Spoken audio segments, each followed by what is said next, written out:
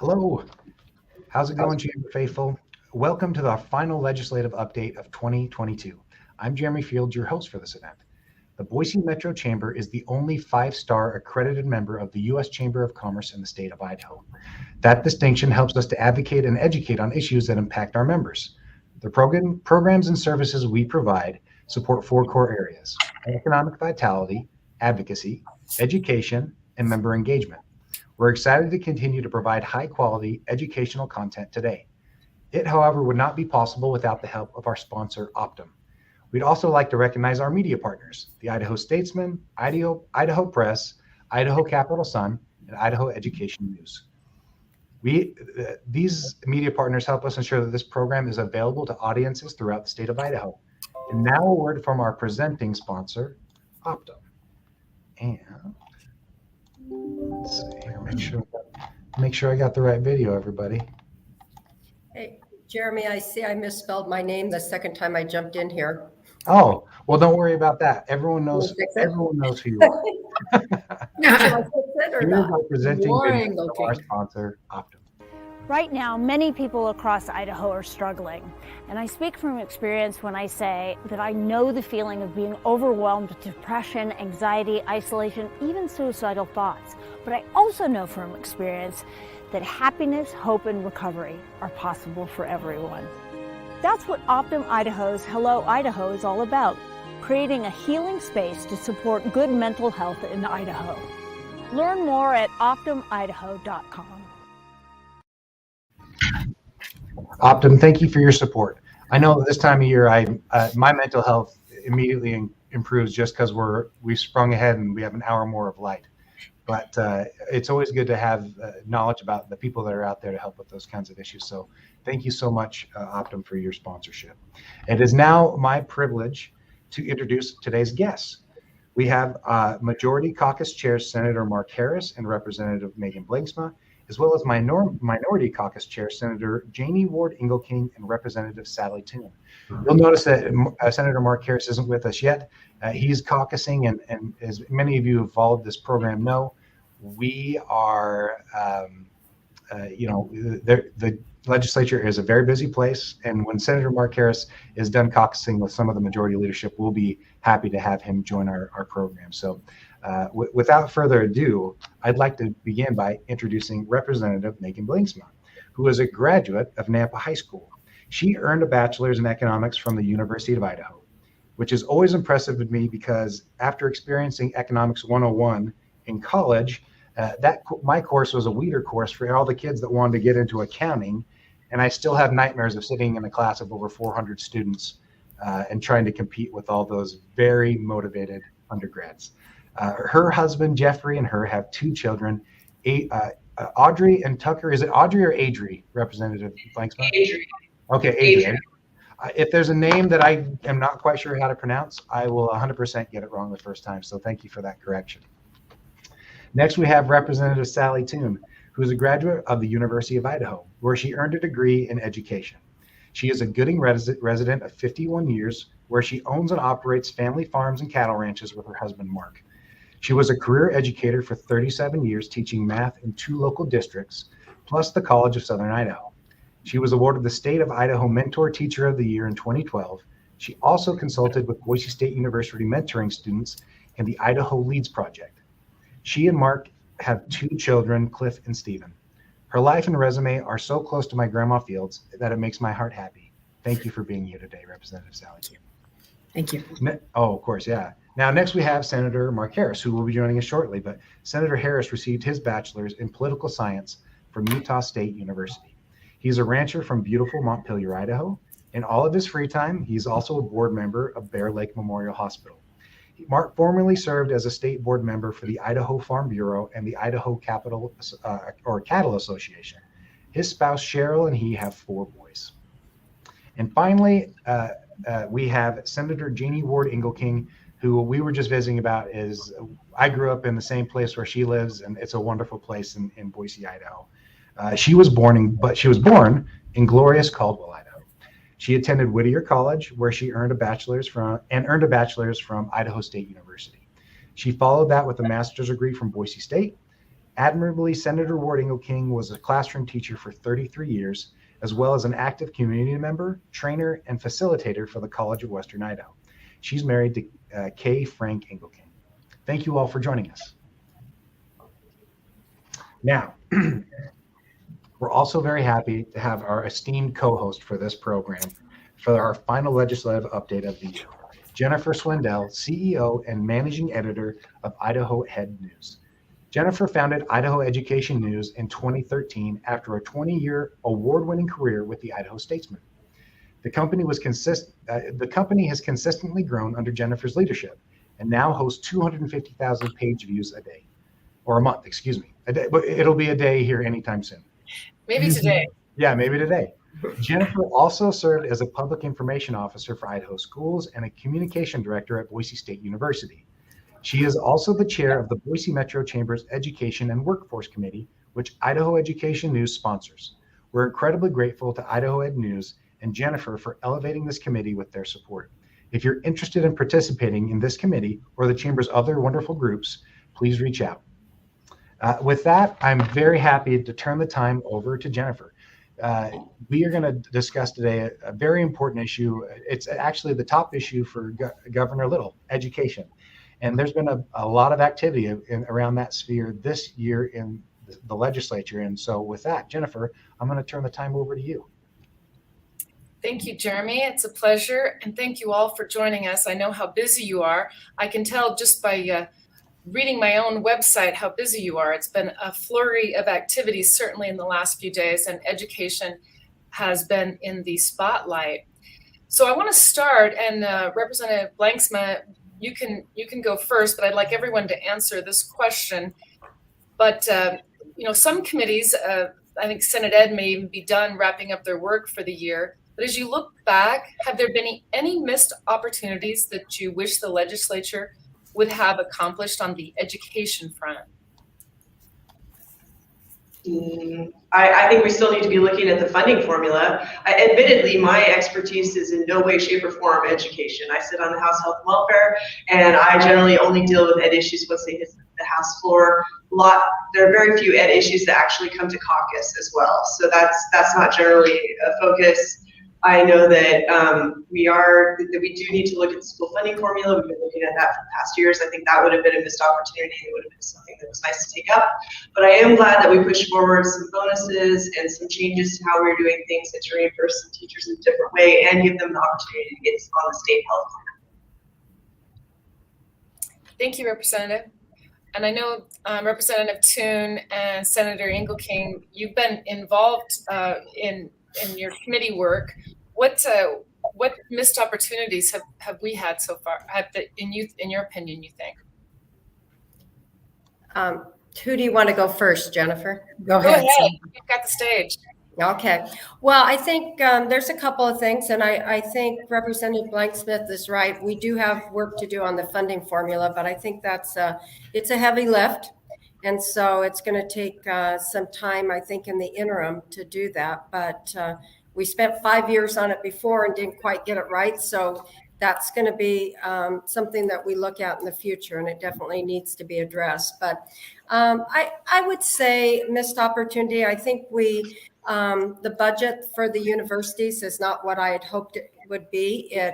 We're having them dig into the rainy day fund instead of keeping them whole and providing them the financial support that they need. We're still way below where in state funding than we were in 2009 for universities and our colleges here. So that's problematic to have a record year of surplus and then have them digging into the rainy day fund. It's not good financial planning as far as I'm concerned. And I think there will come a day when they're going to need the rainy day fund. So I'm disappointed that we didn't do more for our universities in the state. And they certainly return tenfold. Every dollar we invest in them is returned to us tenfold. So I think that's a missed opportunity. And we've had a couple others. I think maybe we are looking at a way to proceed with full day optional kindergarten, but it's not exactly what we'd hope for. It's not going to be in code, but it will be an option for school districts to do with the literacy money. So it will be an option, but it's not exactly where I'd hoped it'd be. So those are two major ones, I'd say. Well, thank you. I will somewhat reiterate what was previously said. You know, our funding formula doesn't address the needs today. It's left over from the late 90s.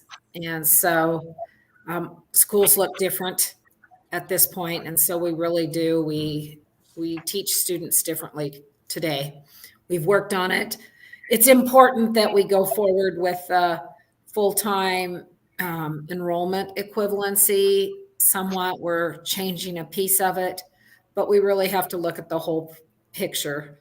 Doing bits and pieces gets us by for a while, but not in the long run. And so I think we have some major work to do on that front for our teachers. And that includes somewhat the details on ultimately getting the third rung of our career ladder. We finally got it in last year, but that was a promise from way back in 2013. And it still doesn't address issues in our classrooms. Some schools never evaluated for it. So we still have teachers being left out of the upper level of our salaries because they don't have the evaluation pieces in it. And I think that's unfortunate. As you heard, post-secondary, we need to make sure kids have opportunities here in Idaho, don't have to go out of states. Somewhat, we're losing our best and our brightest. And so I want to make sure our post-secondary system, which Senator Engelking had right, we've never fully funded from the downturn. So we really need to look at programs. And the opportunities for optional kindergarten in our communities truly need to be made available for everyone. We need to make sure that all kids, no matter where your zip code is, has the same opportunities. So a couple missed opportunities. We're working at it, but we need to be better. And Jennifer, if I could just add one thing, facilities is a huge issue. In our state, we got an OPE evaluation, and it's an Office of Performance Evaluation, and it basically said that over 70% of our traditional public schools are in dire need of repair or replacement, and that's frightening. It's about $850 million or more just to get them up to good condition, and so that's something that we're going to have to look at in the future because it's just not possible to pass bonds in most of the areas of the state. Our property taxes are sky high and people just can't put it on the property taxes. So we're going to have to look at state funding, and right now with the surplus is an opportunity to do that. Senator Engelking, why don't you give our audience an update on the all-day kinder conversations that's being had in the committees.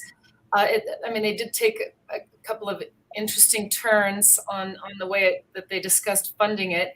So if you could just kind of give us an update and then tell us what you think about the path that all-day kinder legislation has taken, because I know that you even mentioned in committee that you wanted to come back at it next year.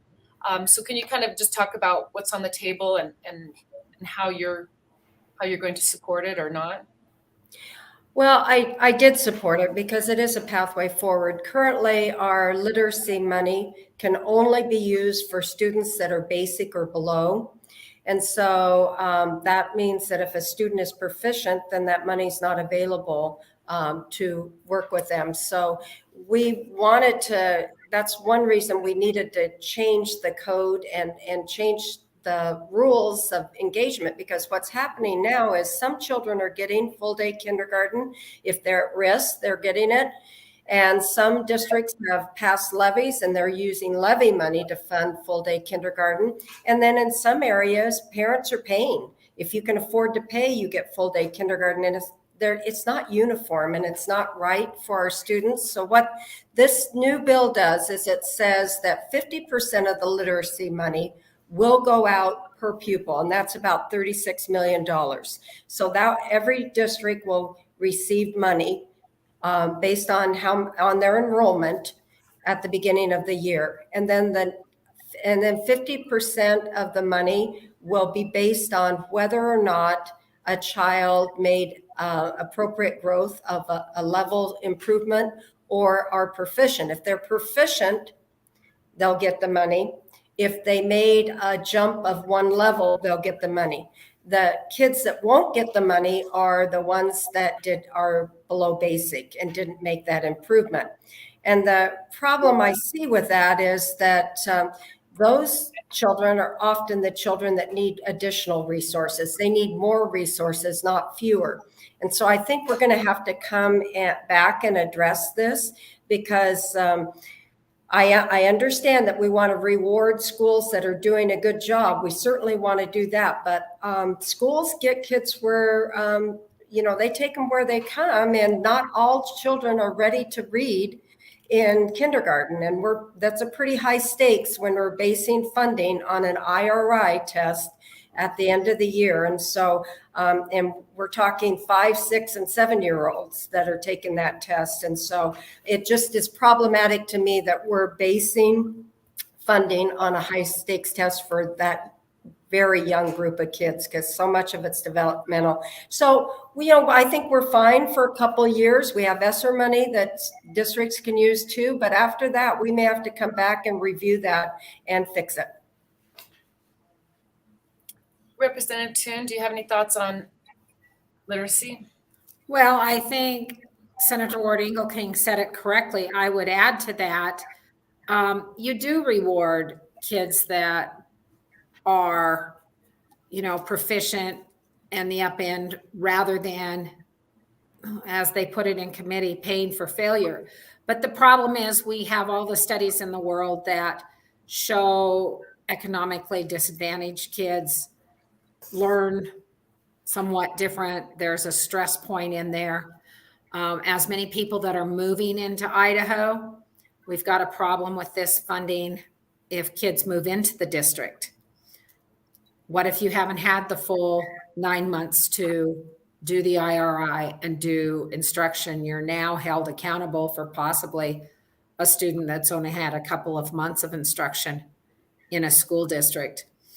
This comes down to that change in the funding formula. We have to start looking at, why is that child not growing? Do we have dual language? Do we have some special needs in there? And people say, oh, they get special monies. Those are all things that have to be answered in there. Those are reasons why kids don't learn to read. We have to look at the whole program and be willing to put some money in there. We have some ESSER funds. There are some additional funds right now, but we do have to start looking at the whole program, not just can a child read as our base point, because all children learn differently. Senator Harris, are you joining us? Yes. Thank you. I hope it's a yes. I'm Jennifer Swindell, the host of our meeting today. I'm the editor with Idaho Education News, and we were just talking about the literacy proposals that are floating through the State House and still need to end up with floor debates. Do you have any thoughts on what's being proposed? For example, the all-day kindergarten. Correct. Yeah, I do have some opinions on that. I think it's something that needs to be pushed. I'm a firm believer in the fact that if kids that learn how to read before they're in third grade are well ahead they're well ahead in life. And so I think that's extremely important that we put an emphasis on that. The issue I have with all-day kindergarten is my smaller school districts are having concerns that they've shared with me that they don't have the space, number one. Number two, they're having a hard time finding teachers for the classes that they have now. And so I think that's a double whammy of a concern that especially the small school districts have. That I think we need to address those before we start mandating what school districts do. Representative Blingsman, do you have any thoughts? Yeah, I would echo its concerns. I mean, both of us come from very rural districts and have very different needs from some of these urban districts in which we sit. And I think flexibility of those funds to use for literacy programs, not mandated all-day kindergarten, is much more important. I think there's a different set of programs that are available in rural areas based upon demographics than there are necessarily available in, say, Eagle, Idaho. So I think that needs to be taken into consideration as far as where districts should be allowed to put their dollars, and so that they can work with those partner programs. I 100% agree with my colleague that trying to mandate that these smaller school districts do an all-day kindergarten provides definite staffing challenges and oftentimes facility challenges, and I think those are going ignored. Thank you. I'm going to take the conversation to property taxes. I believe Senator Engelking mentioned it briefly, but many school districts, well, almost all school districts use property tax levies to cover operational costs, even things like salaries. Did the legislature take action to reduce their reliance on local property taxes? And if so, what might that look like? Well, I'll jump in there, I guess. I think it means that we have to provide more state funds. Right now, we've got pretty close to $300 million on levies in the state.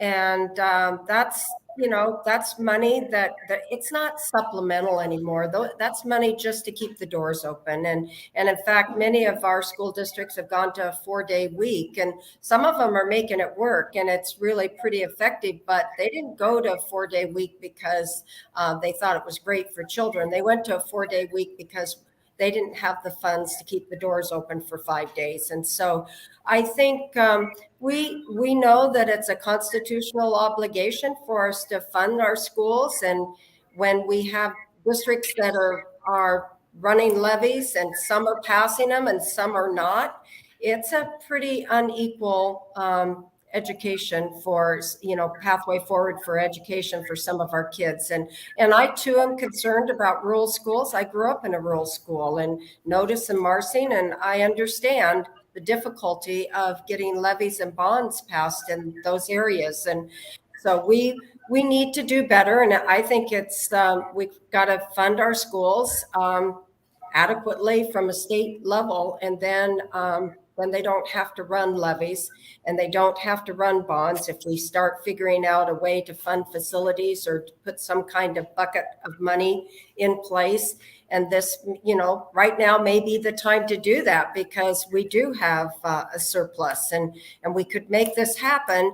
And then we'd have a reduction in our property taxes. If we take the levies off and the bonds off of our property taxes, there would be a reduction for most people. So I think it's a positive thing to do, and it would be good for all communities and all students in the state.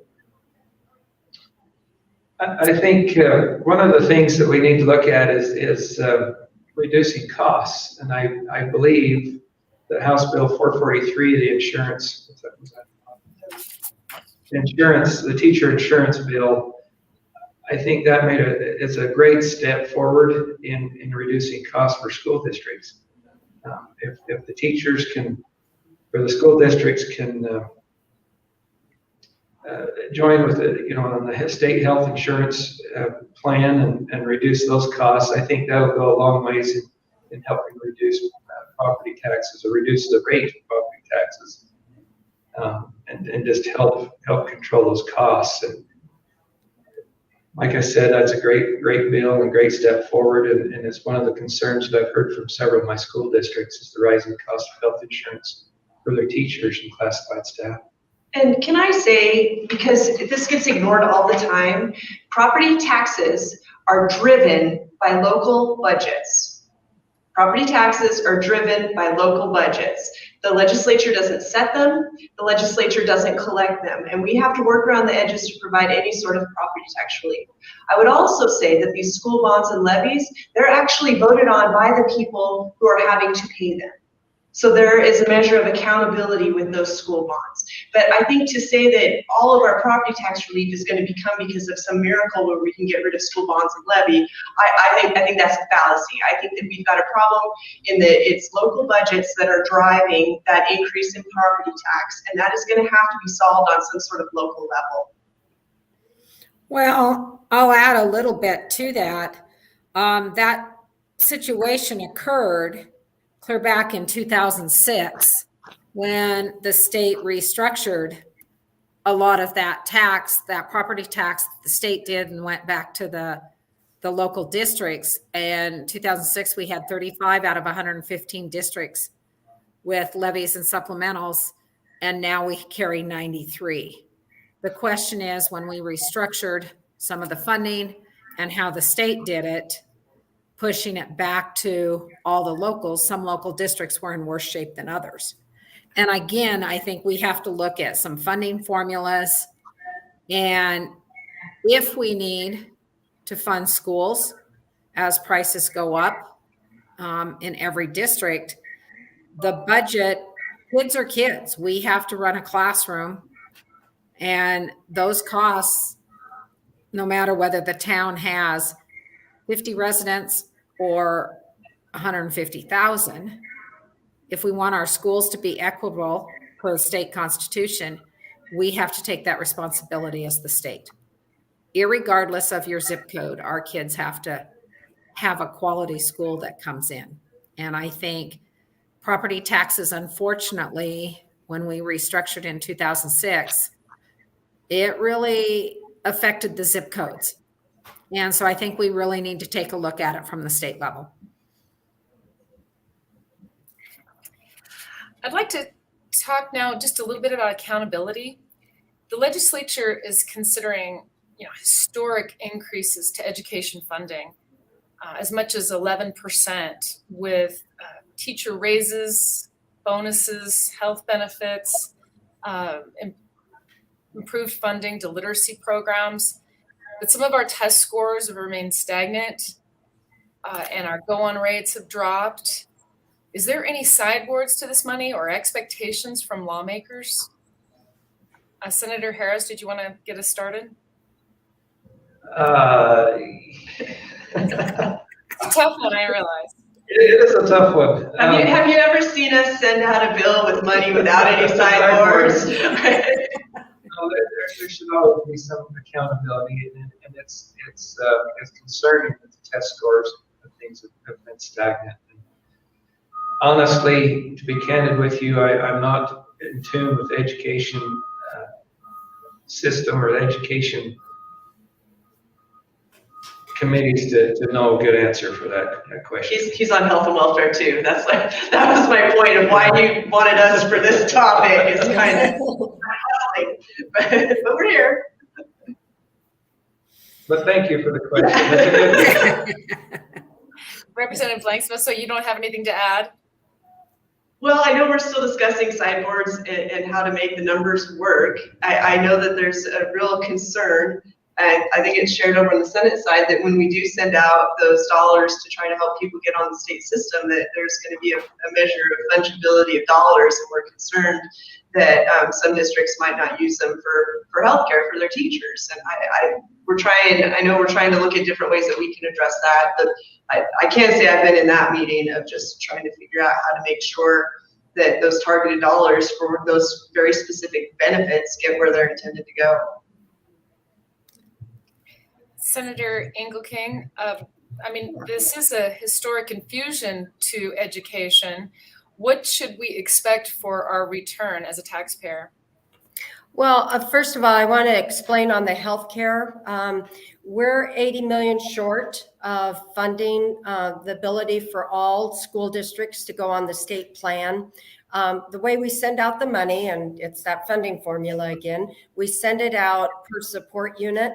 So it doesn't go out per employee. And so a lot of classified are not included in that support unit, bus drivers and, maybe lunchroom workers and secretaries and stuff like that, and administrators. I'm talking administrative assistants. They're not included in that. So districts pick that up on their own. And so that health care insurance money, we know we didn't send out quite enough. We needed 80 more million to make sure that every single employee could go on the state plan. But we know that not every district's going to make that leap the first year. So we think we're okay there. And you're right.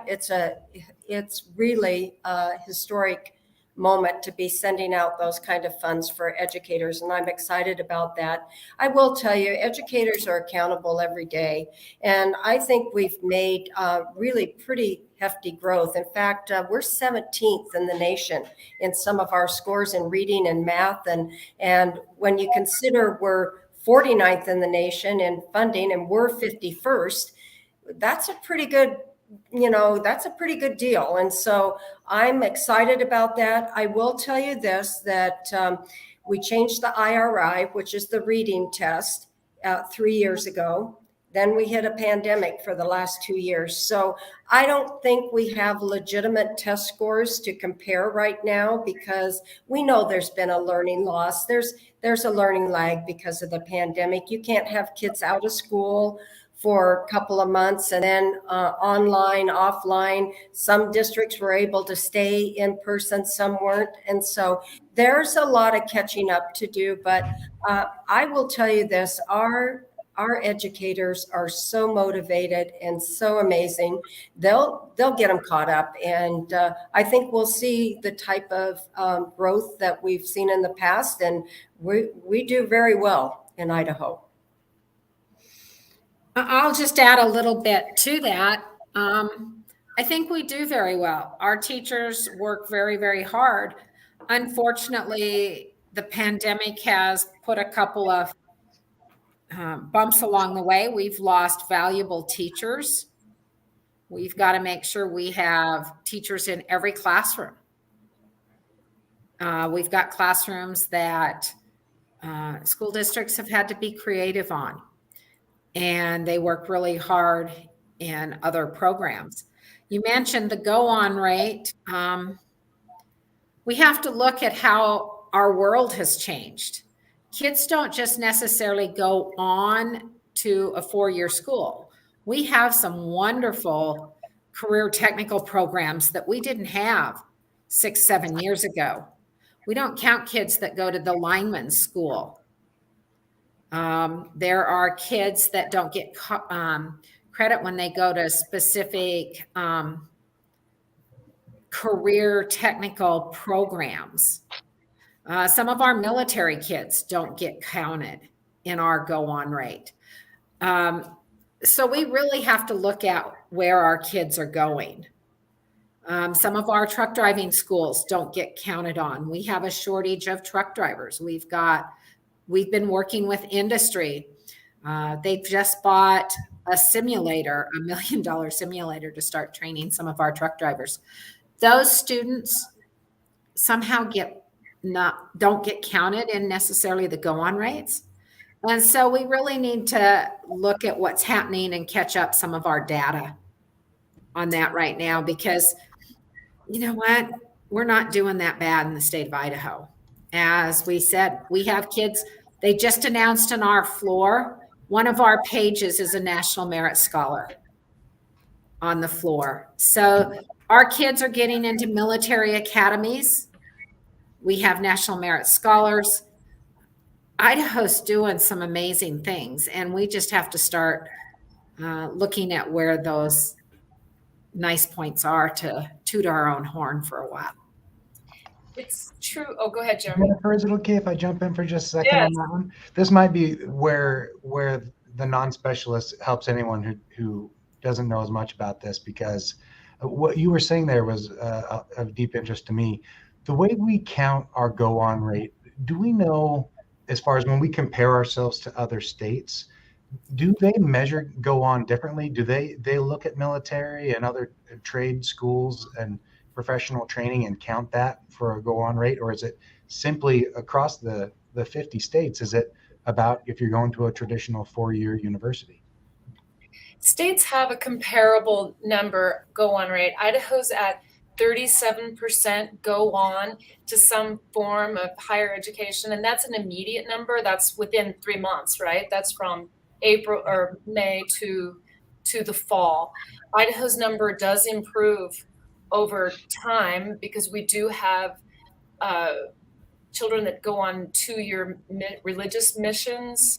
We do have a higher percentage that join the military, and so we are well below the national go on rate, the immediate go on rate. But as I say, we pick up closer to 60% after you wait 3 or 4 years. So Idaho kids may be unusually so take a little time off or do some other activities before immediately going on to high school, which makes me wonder, Representative Toon, if our high schools sounds like they're doing more, but are we doing enough to prepare kids for other things besides going on to college with our technical programs? I think we've made that a priority. At the state level, we now have career counselors that we've put programs in for middle school kids. We've put career and technical. That conversation is becoming broader. They are opening kids' eyes to programs, how they teach that and put it into our, they start in 8th grade, pretty much, 8th grade through 12th grade. Those career counselors, I think, are making a difference because they're opening up a lot of our technical programs that kids just never knew existed out there. If you look at ISU's College of Technology, the programs they have, look at our health services. You can be a certificated phlebotomist. Does that count? You can go, there's a couple schools here in Boise. Do they count that certificated program for a phlebotomist or a lab technician? We have pharmacy technicians now. Those are 3-month programs. We're really not counting, I don't believe, where our kids are truly going. And we need to expand how we do that. And I think the universities are really, they have a push to put kids in programs. We had a couple of bills this year with the deal with cosmetology and kids being able to get hours towards a cosmetology license. Right. So it's through ISU, that particular one. And I have seen just in our family an uptick in the career technical as my senior just was accepted to the ISU Welding Program. That was unheard of years ago. And so, certified high school then? Yeah. So it's a going thing. I think it's extremely valuable as we look for plumbers and carpenters, electricians, welders, and things that we need to grow. Well, and to Senator Harris's point, so my son graduated last year, same thing, certified as a welder in high school, but he's actually down at U of A, so I lost my kid because the funding package for the University of Arizona was better. They offered better scholarships, and it was much cheaper than the University of Idaho, of which I'm an alumni. So of course, President Green did get a phone call for that. So I was kind of curious why it worked out that way, but it highlights a different thing in that it's the dual credit program. And how valuable is that dual credit program, and are we tracking those dual credits that we're paying the universities for our kids, and only a couple of universities take advantage of it? Or would it be better to focus more of our money on some of these career technical programs where it's to track that type of a go on, instead of worrying so much of the dual credit in poli-sci from Boise State that neither of my children could have used?